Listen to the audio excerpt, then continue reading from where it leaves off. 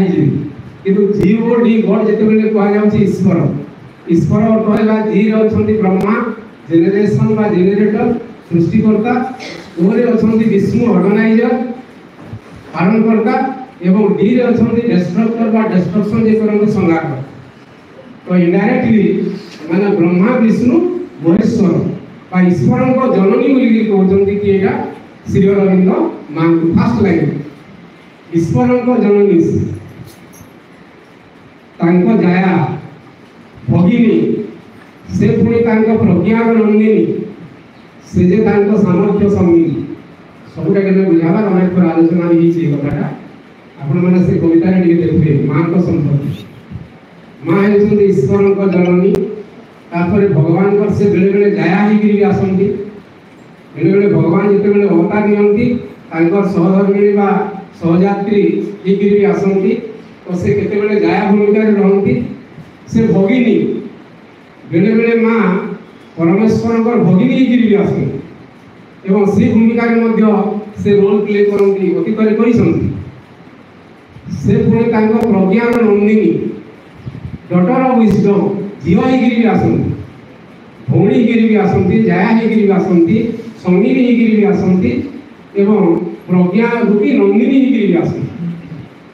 नंदिनी अर्थ है झील कि झील प्रज्ञा रूपी प्रज्ञा विजडम से पुणी सामर्थ्य संगिनी पुणी से सामर्थ्य प्रदान करती माई कारण से कहगला मो बिना स्थिति में बिना मोर परिप्रकाश तो माँ शक्ति भी प्रदान करती शक्ति स्वरूप प्राण इंद्रधनु भुवन सकल माँ आसिले मन एवं प्राणर इंद्रधनु भुवन सकल तैयारी माल ब्रह्मांड बा सृष्टि सब तैयारी करेंगे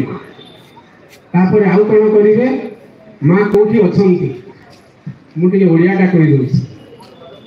अच्छी से अंधतर शक्तिराजी करणी भीतर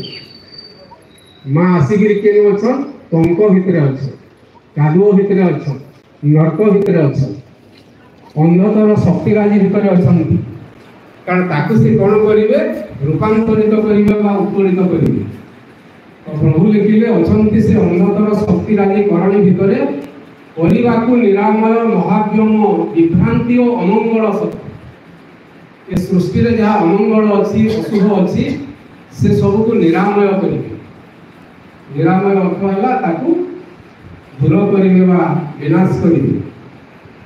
एवं सबुठ बड़ काम है भाई भाई मैंने रूपांतर करने को अज्ञान जगतर दुखांत नाटक रूपांतर करने को अज्ञान जगतर दुखांत नाटक आनंदर दिव्य एक मिलनांत महानाटक चमत्कार गोटे लाइन से कहते ईश्वर हास्य आह्लाद रवसी लास्ट तीन लाइन बहुत इंग्राजी से लिखिं